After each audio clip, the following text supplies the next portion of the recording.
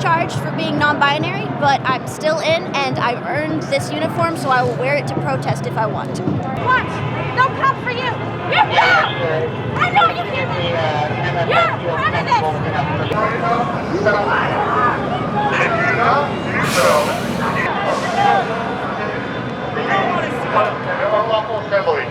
If you were to push, Go that way.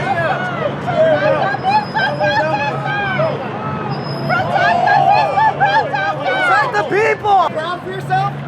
You proud that you're protecting the people right now, huh? No, look at me, don't look away! Look at my face! Hey! Look at my face! You're fucking lame! You aren't protecting shit! You guys are fucking lame! I am in the Army National Guard. I am currently getting discharged for being non-binary, but I'm still in, and I've earned this uniform, so I will wear it to protest if I want. How long have you been in the National Guard? Only a few years, and I have never been on any deployments, but I've wanted to. And thanks to legislation that Trump has put in place, I will never get to know what it's like to serve our country the right way. And yeah, that's it. I'm bad at talking, but thank you for sharing. It's a hard thing to talk about. Can I ask what drew you to the National Guard and to service? There's something romantic about the idea of protecting your community and protecting the citizens of this country. But it has broken my heart to see that the National Guard has been turned on to the citizens, and it has broken my heart to see how the police have treated us. Was it a decision that you were thinking about for a while, or was it more of a kind of a sudden idea that you immediately acted upon? It's an idea I've thought about for a while, and I joined during the Biden administration because I figured that that would be the best, not that I'm saying that Biden was the greatest president, but if I had known that Trump would be president next, I would not have enlisted.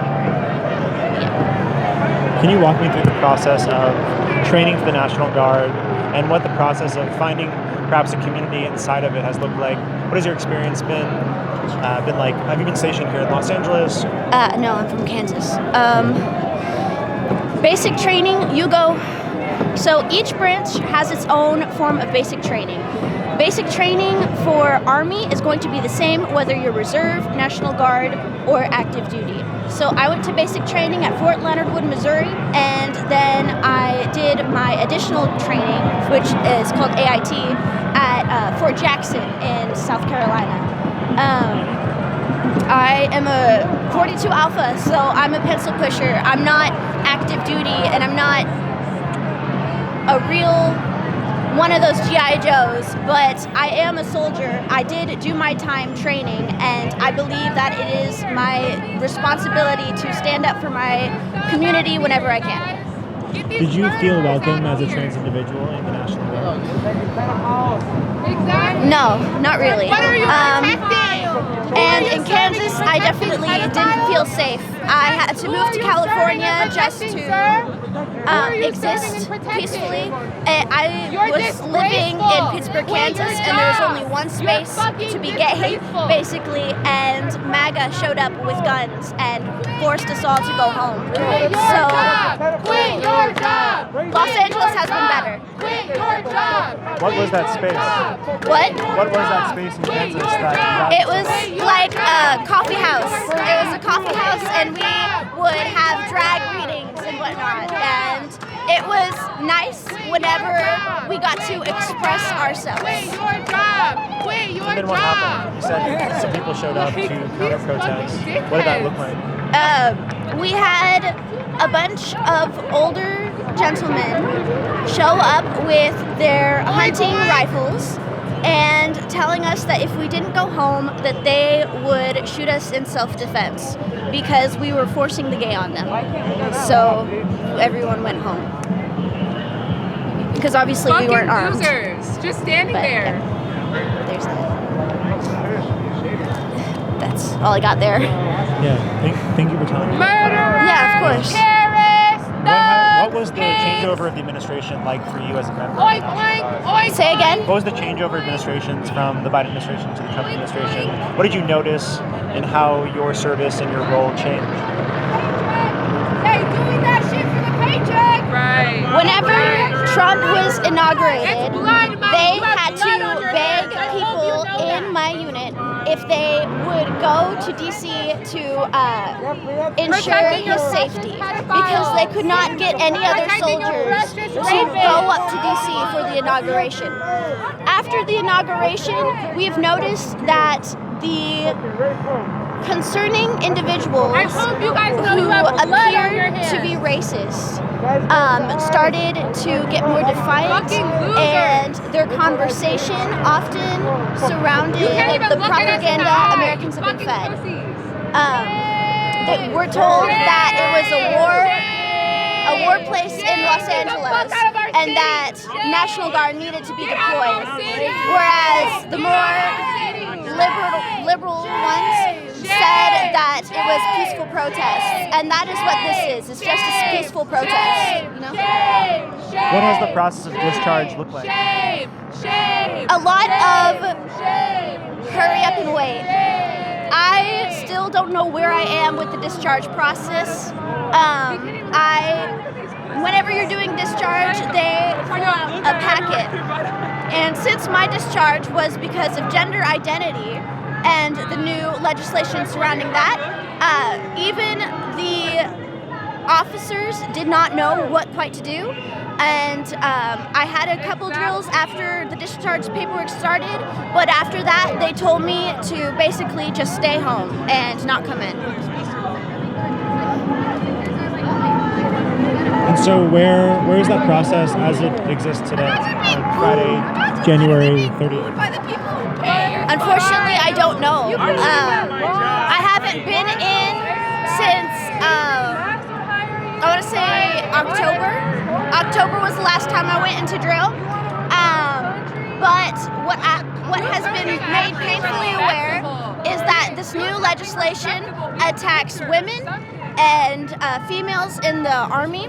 It obviously attacks trans and non-binary individuals, and it also affects people of different ethnicities, because the legislation for hair and grooming and whatnot is forcing people to either shave their head completely bald or just get ingrowns, and it's the worst thing ever. A lot of the policies in the Army are really old, and they need to desperately be updated. Unfortunately, they're being updated in the wrong way. I don't know where you fall politically, but it seems that at least the mainstream Democratic Party, at least as it exists as the dtla, right, kind of mainstream Democrats, often will sort of pay lip service to trans folk, to trans issues, and then when the opportunity comes to actually act on it or introduce legislation, that all of that action is nowhere to be found. How do you feel as a young trans person today in who your leaders are, if there are even any that way? How do you feel about your political prospects? Is anyone, for do you protecting feel these anyone in pedophiles? representation today has your best interests at heart? With the current, I'm sorry, it's so loud. I'm sorry. No, it's okay. I Which is appreciate, good, like, which is good. Yeah. But with, I feel discouraged because it seems that we had only just started making progress forward, and everything's now is reversing. And it's almost as if the people in leadership are either deciding to comply with this backward step or resign and not fight for the progress we have made. As far as whatever else you said, I don't remember. Where do you, Keza, draw strength? As you're being discharged, as the administration is largely attempting to erase trans individuals, where do you find strength? I'm not particularly strong. I grew up in foster care, so I didn't have a family. And whenever I joined the Army, I joined for all the right reasons, I believe. And I joined to have that community. And now that community is getting torn apart, and our citizens that we swore to protect are being imprisoned and kidnapped, and it is the worst thing. So I don't think that I find strength. I think that I just stand up for what I need to do because I said that I would do it. Okay, so thank you so much for sharing with me, for your service, and for being out here today. Thank you. If you could send a message to someone who's not here today, who maybe feels like either they can't make a change as just one person, or they don't feel like this situation affects them, what would you want to say to them? I would say that even if it doesn't affect you now, and you think you're doing everything right, it will come back to bite you. It will affect you. And your voice matters. You need to stand up now. You, honestly, not standing up is allowing everything bad that has happened and will happen, allowing it to happen. You need to stand up, you need to use your voice, you need to speak out. Even if you fear it might bring you the worst consequences, you have to do it for everyone else around you. And you do it for those you love. That's all I got. Y en nombre del pueblo del estado de California, ordeno que todas las personas